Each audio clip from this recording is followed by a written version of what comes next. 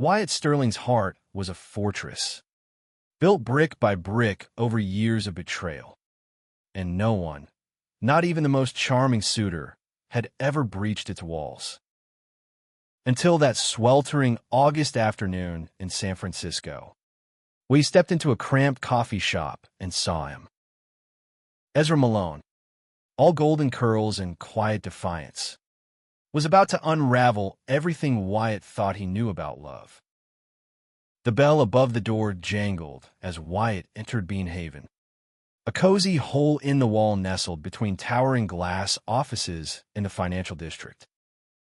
At 28, Wyatt was a tech mogul, the kind of man whose name graced Forbes lists and whose tailored suits cost more than most people's rent. His life was a meticulously curated performance, every smile calculated, every handshake strategic. But today, he was desperate. His grandmother, Eleanor Sterling, the matriarch of the Sterling Empire, had issued an ultimatum: find a fiancé by her 80th birthday gala in 6 weeks, or lose his inheritance. Wyatt didn't believe in love, but he believed in power, and he'd be damned if he let his conniving cousin, Marcus, snatch the family fortune. Ezra, 25, stood behind the counter, wiping it down with a rag, his movements fluid yet precise, like a dancer's. His hazel eyes flicked up, catching Wyatt's gaze for a split second before returning to his work. Wyatt's breath hitched. Ezra wasn't just beautiful, he was magnetic, with a quiet intensity that made the room feel smaller. His name tag gleamed under the soft lights, and Wyatt noted the faint smudge of coffee grounds on his cheek, a detail that felt oddly intimate. "Welcome to Bean Haven," Ezra said, his voice low and warm, like a melody Wyatt hadn't realized he'd been craving. "What can I get you?" Wyatt leaned against the counter, his usual confidence faltering. "Black coffee. Strongest you've got." He paused, then added, "And maybe a conversation, if you're not too busy." Ezra raised an eyebrow, a smirk tugging at his lips. "Conversation's not on the menu, but I'll see what I can do." The shop was nearly empty, save for an older woman reading in the corner. Wyatt slid into a stool at the counter, watching Ezra work the espresso machine with practiced ease. There was something grounding about him, something real in a world Wyatt had long since polished to perfection. He didn't plan to propose a deal, not yet, but the idea sparked as Ezra set the coffee down, their fingers brushing for a fleeting moment. "I'm Wyatt," he said, testing the waters. "Ezra," came the reply, with a nod that was neither eager nor dismissive. "You don't look like our usual crowd." Wyatt chuckled, the sound rougher than he intended. "I'm not. I'm looking for something. Someone." Actually, Ezra's smirk faded, replaced by a cautious curiosity. "Someone like who?" "Someone who can play a part," Wyatt said, lowering his voice. "I need a fiancé. Not a real one, just for show. 6 weeks, 1 gala, and a paycheck that'll make your head spin." Ezra froze, the rag in his hand stilling. "You're serious, dead serious." Wyatt pulled a business card from his wallet, sliding it across the counter. "Think about it. Meet me here tomorrow if you're in." He left before Ezra could respond, his heart pounding in a way it hadn't in years. Outside, the city buzzed, cable cars clanging, tourists laughing, but Wyatt's mind was on the man behind the counter, whose eyes held a story he suddenly wanted to read. Ezra Malone wasn't the kind of guy who believed in fairy tales. Growing up in a small Ohio town, he learned early that love was a luxury, not a guarantee. At 16, He'd come out to his parents, only to be met with silence and a one-way bus ticket to anywhere else. San Francisco had been his haven ever since, a city that embraced his truth even when he struggled to embrace himself. Now, at 25, he was scraping by, working double shifts at Bean Haven to afford his tiny studio apartment and the community art classes he taught on weekends. Wyatt's offer was insane. A fake fiancée for money? Ezra stared at the business card all night, its sleek black design mocking him from his kitchen counter. He didn't trust rich guys, hell. He barely trusted anyone.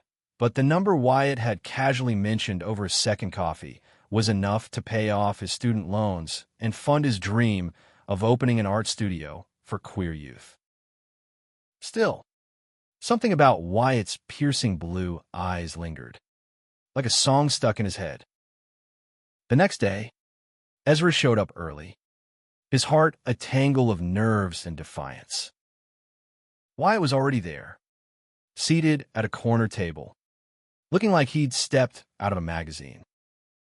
His navy blazer hugged his broad shoulders, and his dark hair was just messy enough to suggest he didn't care, but Ezra knew better. Everything about Wyatt screamed control. So Ezra said, sliding into the chair opposite him, "What's the catch?" Wyatt's lips curved into a smile that was equal parts charming and dangerous. "No catch. You play my fiancée, charm my grandmother, and walk away with 50 grand. We sign a contract, keep it clean, and part ways after the gala." 50 grand, Ezra echoed, his voice steady despite the chaos in his chest. "And what do I have to do?" "Exactly? Hold your hand, kiss you in front of your family." Wyatt's smile faltered, just for a second. "Whatever makes it believable. You're an artist, right? Think of it as a performance." Ezra leaned back, crossing his arms. "And what happens when your family finds out I'm not some high society twink? I'm a barista." "Wyatt, I don't exactly scream sterling material. They won't care if I sell it right," Wyatt said. "And I will. I always do." Ezra wanted to say no. He wanted to walk away, keep his life simple. But the money and the strange pull of Wyatt's gaze made him hesitate. "I'll need to think about it," he said finally. "Fair enough," Wyatt replied, standing. "But don't think too long. Time's not on my side." That night, Ezra sat in his apartment, sketching Wyatt's face from memory. The sharp jawline, the guarded eyes, it was all too easy to capture. He didn't know why he cared, why Wyatt's offer felt like more than a transaction. Maybe it was the way Wyatt's voice softened when he said fiancé, like he was testing the word for the first time. Or maybe Ezra was just tired of playing it safe. By morning, he'd made his decision. He texted Wyatt, "I'm in. But I have conditions." The reply came instantly. Name them. They met again at Bean Haven, this time in the back room, away from prying eyes. Ezra laid out his terms. No lies beyond the engagement. No touching without consent. And no pretending this was anything more than a job. Wyatt agreed, his expression unreadable as he slid a contract across the table. Ezra signed, his hand steady but his heart racing. "Welcome to the Sterling family," Wyatt said, his tone dry but his eyes warm. "First lesson, we're all liars. But we're damn good at it." Ezra laughed, surprising himself. "Good thing I'm a quick learner." The first test came sooner than Ezra expected. Wyatt insisted they start building their story immediately, inviting Ezra to his penthouse in Pacific Heights to rehearse. The apartment was a fortress of glass and steel, with floor-to-ceiling windows overlooking the Golden Gate Bridge. Ezra felt like he'd stepped into another world, one where every surface gleamed and every detail screamed wealth. He wore his best jeans and a fitted sweater, but he still felt like an imposter next to Wyatt, who lounged on a leather sofa in a crisp white shirt, unbuttoned just enough to reveal a hint of collarbone. "We need a backstory," Wyatt said, handing Ezra a glass of sparkling water. "How we met. Why we fell in love. My grandmother's sharp. She'll smell a lie from a mile away." Ezra took a sip, the bubbles sharp against his tongue. "So, what's our story? I'm guessing met at a coffee shop isn't romantic enough for the Sterlings." Wyatt smirked, leaning forward. "How about this? We met at an art gallery. You were showing your work, and I was captivated." Ezra snorted. "Captivated? You don't strike me as the gallery type." "I can be," Wyatt said, his voice low, almost teasing. For the right person, the air between them shifted, charged with something Ezra couldn't name. He cleared his throat, looking away. "Fine. Art gallery. You bought one of my paintings, and we started talking." One thing led to another. Wyatt nodded, jotting notes on his phone. "Good. Keep it simple. We've been together 6 months. Engaged for 1. You proposed." "Me?" Ezra laughed. "No way. You're the one with the ring budget." Wyatt's eyes glinted. "Fair point. I proposed. On a rooftop. Under the stars. Romantic.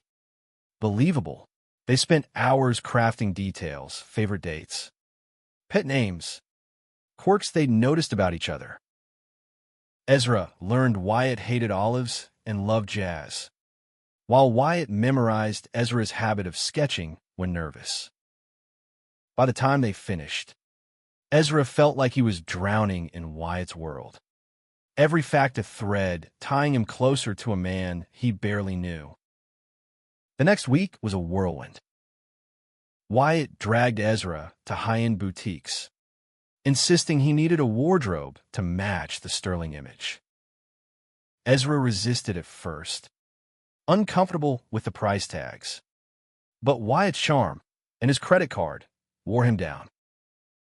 They bickered over ties and laughed over Ezra's attempt to knot a bow tie, their hands brushing as Wyatt fixed it for him. Each touch lingered a little longer. Each glance held a little more weight. Their first public appearance was a charity dinner at the Fairmont Hotel. Ezra's heart pounded as they stepped into the ballroom, Wyatt's hand resting lightly on his lower back. The room was a sea of tuxedos and gowns, every face a mask of wealth and judgment. Wyatt introduced Ezra as his fiancée with a confidence that made Ezra's chest ache.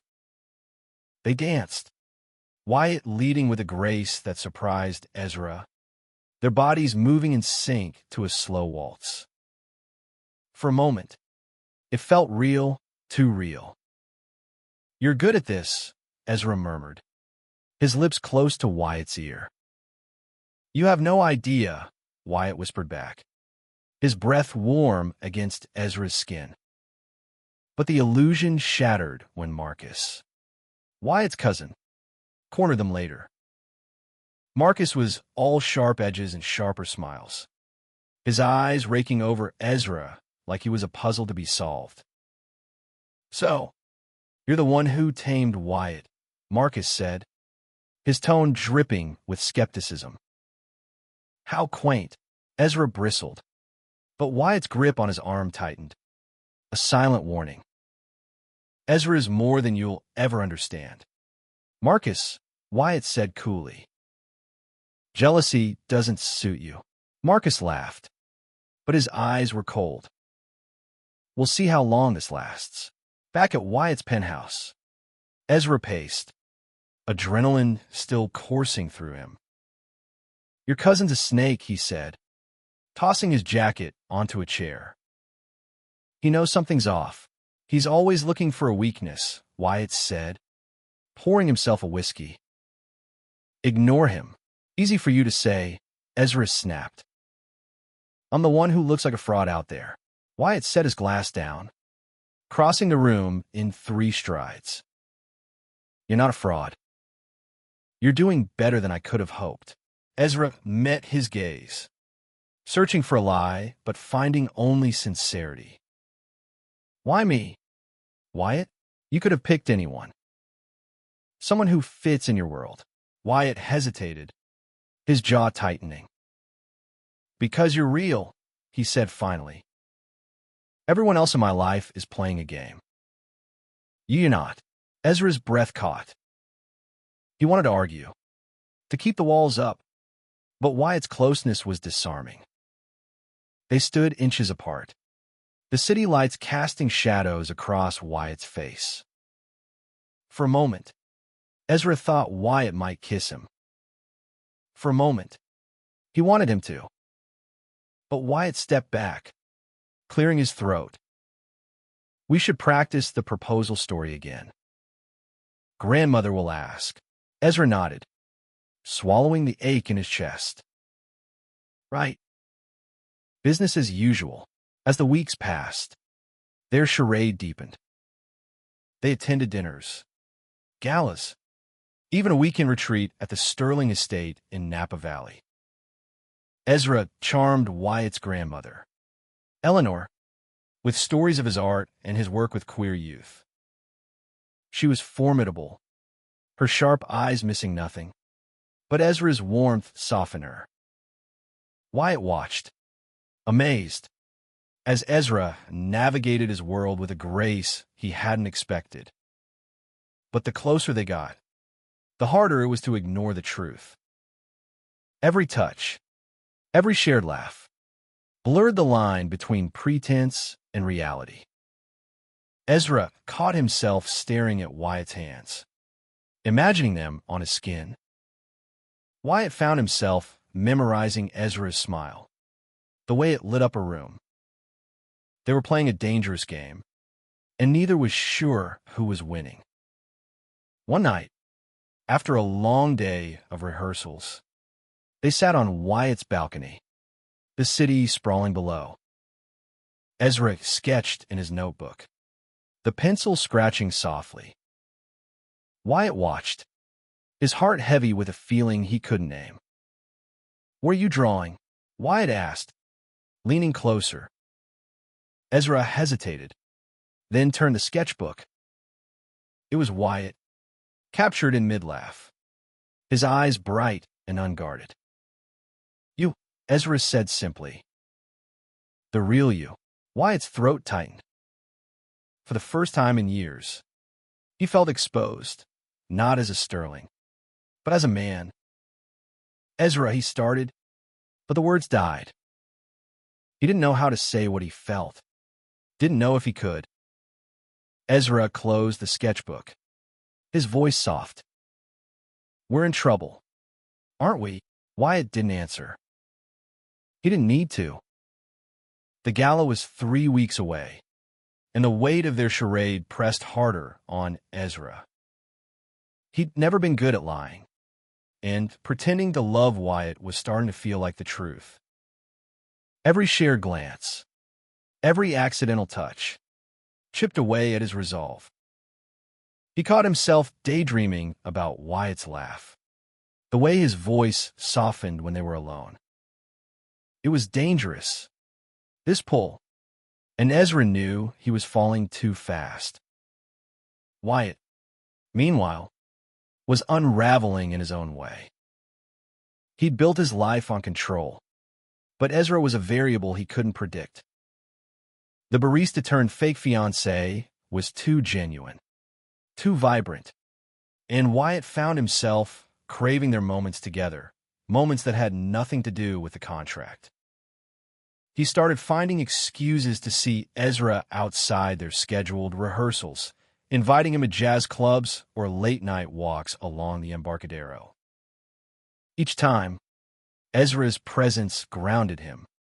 a stark contrast to the sterile world of boardrooms and family politics. One evening, they ended up at a quiet pier, the bay shimmering under a crescent moon. Ezra leaned against the railing, his curls catching the light. "You ever think about what happens after the gala?" he asked, his voice barely above the lapping waves.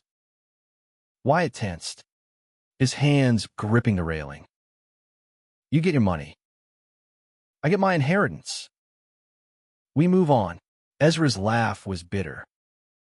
"Move on. Right? Like it's that easy." Wyatt turned to him, his heart pounding. "What do you want me to say? Ezra, this was always temporary. Was it?" Ezra's eyes searched his, unflinching. "Because it doesn't feel temporary when you look at me like that." Wyatt wanted to deny it, to retreat behind his walls. But Ezra's honesty disarmed him. He stepped closer, close enough to feel the warmth of Ezra's breath. "You're making this harder than it needs to be," he murmured. "Then why don't you stop me?" Ezra challenged, his voice low and steady. For a moment, they stood frozen, the world narrowing to the space between them. Then Wyatt leaned in, his lips brushing Ezra's in a kiss that was soft, tentative, and achingly real. Ezra responded, his hands finding Wyatt's waist, pulling him closer. The kiss deepened, a release of weeks of tension. And when they finally pulled apart, both were breathless. "This doesn't change anything," Wyatt said, but his voice lacked conviction. Ezra's smile was sad. "Keep telling yourself that." The next day, reality crashed back. Marcus had been digging, and at a family brunch, he dropped a bombshell. "Interesting choice, Wyatt," he said, smirking over his mimosa. "A barista? Grandmother. Did you know Ezra's got no pedigree? No connections? Quite the unconventional match." Eleanor's eyes narrowed, but Ezra spoke before she could. "I may not have a trust fund, Marcus, but I have something you'll never understand: integrity. Wyatt chose me because he sees more than dollar signs." The table fell silent, and Wyatt's chest swelled with something dangerously close to pride. He reached for Ezra's hand under the table, squeezing it. "He's right," Wyatt said, his voice firm. "Ezra's worth more than any of you know." Marcus's smile didn't waver, but his eyes promised trouble. Later, he cornered Ezra in the hallway. "You're good. I'll give you that. But I know a con when I see one. What's your price to walk away?" Ezra's jaw clenched. "I'm not for sale." "We'll see," Marcus said, brushing past him. Ezra didn't tell Wyatt about the encounter, but the weight of it lingered. He threw himself into his art, sketching late into the night, trying to make sense of his feelings. Wyatt was a storm, beautiful, powerful, and impossible to hold. But every time they were together, the lines blurred further. A stolen kiss in Wyatt's car, a shared coffee at Bean Haven, a quiet moment on Wyatt's couch watching old movies. It all felt too real, too fragile.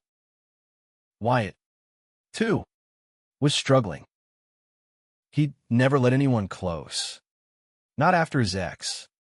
Julian had used him for his wealth and left him shattered. But Ezra was different. He didn't care about the money, didn't flinch at Wyatt's guarded heart. And that terrified Wyatt more than any boardroom battle. One night, they attended a rooftop fundraiser, the city glittering below. Ezra, in a tailored suit Wyatt had insisted on, looked like he belonged, but his eyes were distant. During a quiet moment, he pulled Wyatt aside. "I can't keep doing this," he said, his voice raw. Pretending I don't feel something, it's killing me. Wyatt's heart stopped. Ezra, we don't. Ezra cut him off. Don't say it's just a job. Not after that kiss. Not after everything. Wyatt wanted to argue, to protect them both. But the words wouldn't come. Instead, he pulled Ezra close, kissing him fiercely under the stars, the city fading away. It was a promise neither could voice, a truth neither was ready to face. The gala was a week away, and the tension between Wyatt and Ezra was a live wire. They'd stopped pretending the kisses were for show, stopped denying the heat that flared every time they touched. But with every stolen moment, the stakes grew higher. Ezra knew he was in love, had known it since the pier, but saying it out loud felt like stepping off a cliff. Wyatt, meanwhile, was drowning in feelings he'd buried for years, each one clawing its way to the surface. They spent their days perfecting their act, but their nights were their own. One evening, in Wyatt's penthouse, Ezra cooked dinner, a simple pasta dish that felt like a rebellion against the Sterling's opulence. They ate on the floor, laughing over spilled wine, and for once, Wyatt seemed unguarded, his smile soft and real. "You're good at this," Wyatt said, gesturing to the food. "Why a barista? Why not a chef?" Ezra shrugged, twirling his fork. "Art's my thing. Coffee pays the bills. Cooking, that's just for people I care about." Wyatt's eyes softened, and he reached for Ezra's hand. "I'm glad I made the list." Ezra's heart ached. He wanted to tell Wyatt everything, how he dreamed of a life beyond the contract, how he saw a future in Wyatt's eyes. But fear held him back. What if this was just a game to Wyatt? What if he was just another Julian? Marcus's suspicions grew sharper, and he wasn't subtle.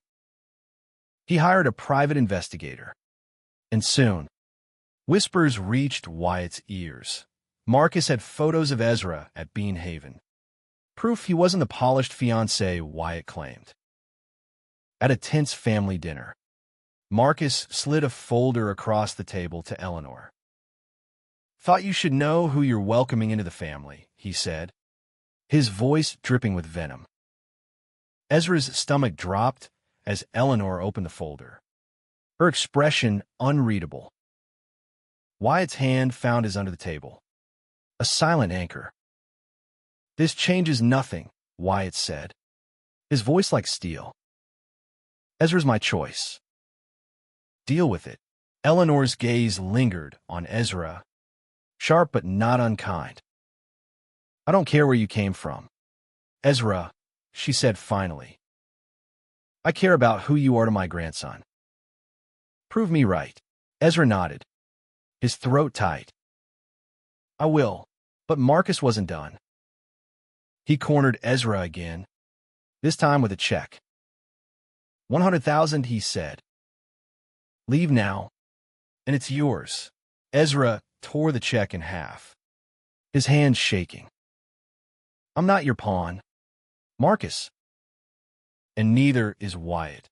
The night before the gala, Wyatt took Ezra to a jazz club in the Mission District, a dimly lit haven where the music wrapped around them like a cocoon. They sat close, shoulders brushing, and Wyatt's hand rested on Ezra's knee. The saxophone wailed, mirroring the ache in Ezra's chest. "I'm scared," Ezra admitted, his voice barely audible over the music. Wyatt turned to him, his eyes searching. "Of what?" "Of this ending," Ezra said. "Of you walking away." Wyatt's jaw tightened, and he looked away, his fingers tightening on Ezra's knee. "I don't know how to do this, Ezra. Love, it's not something I'm good at." Ezra's heart broke, but he leaned closer, his lips brushing Wyatt's ear. "Then let me show you." They kissed, slow and deep, the world fading to nothing. It was a promise, a plea, and a confession all at once. When they pulled apart, Wyatt's eyes were wet, and Ezra knew they were in too deep to turn back. The night of the gala arrived, a glittering spectacle at the Sterling Mansion in Marin County. Chandeliers cast golden light over the ballroom, where San Francisco's elite mingled, their laughter sharp as glass. Ezra stood at Wyatt's side, his tailored tuxedo a perfect fit, but his nerves were raw. This was the final act, the moment they'd been building toward.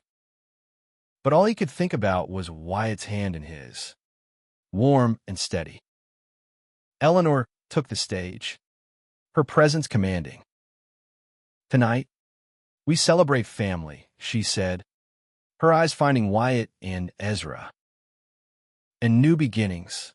The crowd applauded, but Marcus's glare burned from across the room. Ezra squeezed Wyatt's hand. A silent reminder, we've got this.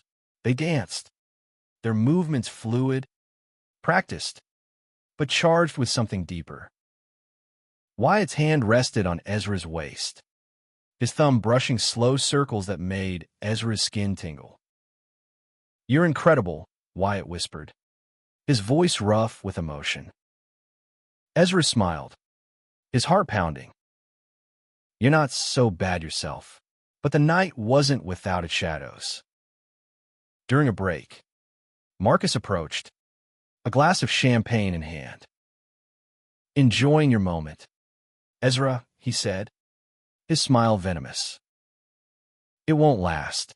Before Ezra could respond, Wyatt stepped between them. "Back off, Marcus." "This isn't your game." Marcus laughed, low and cruel. "Oh, but it is. You think grandmother's blind? She'll see through your little charade." Ezra's stomach twisted, but Wyatt's voice was steady. "She sees more than you ever will." As the night wore on, Eleanor pulled them aside, her expression unreadable. "Walk with me," she said, leading them to a quiet garden terrace. The air was cool, scented with roses, and the city lights twinkled in the distance. "I'm not a fool," Eleanor said, her voice sharp but not unkind. "I know a performance when I see one. But I also know my grandson, and I've never seen him look at anyone the way he looks at you." Ezra's breath caught, and Wyatt's hand tightened around his. "Grandmother," Wyatt started, but she held up a hand. "Don't lie to me," she said. "I don't care how this started. I care about how it ends." "Wyatt, you spent your life hiding your heart. Don't hide it now." Ezra's eyes burned, and he looked at Wyatt, whose face was a storm of emotions. "I love him," Ezra said, the words spilling out before he could stop them. It wasn't supposed to happen, but it did. Wyatt froze, his eyes wide. For a moment, Ezra thought he'd ruined everything. Then Wyatt turned to him, his voice barely a whisper. "I love you too." Eleanor's smile was small but genuine. "Then don't let this go," she said. "Money comes and goes. Love, that's rare." Marcus's final move came at midnight. He took the stage, a microphone in hand, and announced he had proof of Wyatt's deception. He held up photos of Ezra at Bean Haven, his apron stained, his life laid bare. The crowd murmured, and Ezra's heart sank. But Wyatt stepped forward, his voice cutting through the noise. "Yes, Ezra's a barista. He's also an artist, a teacher, and the most honest man I know. I hired him to play a part, but I fell in love for real. If that costs me the inheritance, so be it." The room fell silent. and Ezra's chest ached with pride and fear. Eleanor stood, her presence silencing the whispers. "Enough," she said. "Wyatt, the inheritance is yours, not because of your name, but because of your heart. And Ezra, welcome to the family." Marcus's face twisted, but he stormed off, defeated. The crowd erupted in applause, and Ezra pulled Wyatt into a kiss, the world fading to nothing but them. The weeks after the gala were a blur of change. Wyatt and Ezra moved forward, no longer bound by a contract, but by something deeper. They faced challenges, skeptical board members, tabloid gossip, but together, they were unstoppable. Wyatt used his inheritance to fund Ezra's dream, an art studio for queer youth, a safe haven where they could create and heal. Ezra named it Sterling Haven, a nod to the man who'd changed his life. One evening, a year later, they stood in the studio, paint splattered and laughing as they hung a new mural. Wyatt pulled Ezra close, his lips brushing his temple. "You broke me. You know," he said softly. "In the best way." Ezra smiled, his heart full. "Good. You needed it." They kissed, slow and sure, the future stretching out before them. Wyatt's stone heart was gone, replaced by something warm, real, and unbreakable. And Ezra, he'd found a home, not in the city, but in the man beside him. Their love wasn't perfect. They argued over small things, Wyatt's workaholic tendencies, Ezra's stubborn independence, but they always found their way back to each other. The studio became a beacon, a testament to their shared values. Kids who'd felt lost, like Ezra once had, found a place to belong. Wyatt, once a stranger to vulnerability, learned to listen, to love, to let go of control. One night, under the same pier where they'd first kissed, Wyatt dropped to one knee. The ring was simple, nothing like the flashy one from their charade. "This time, it's real," he said, his voice thick with emotion. "Marry me, Ezra." "For keeps." Ezra's laugh was shaky, his eyes wet.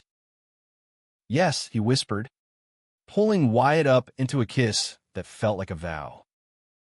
Their wedding was small, held in the studio, surrounded by art and the kids they'd mentored. Eleanor gave them her blessing, her eyes shining with pride. Marcus was nowhere to be seen, his schemes a distant memory. The ceremony was raw, honest, and theirs, a celebration of a love that had started as a lie but became their truth. As they danced under string lights, Ezra whispered, "You're my home, Wyatt." Wyatt's smile was radiant. "And you're mine." Their story wasn't just about love, it was about courage, about choosing authenticity over fear. They'd faced a world that tried to tear them apart and emerged stronger, together.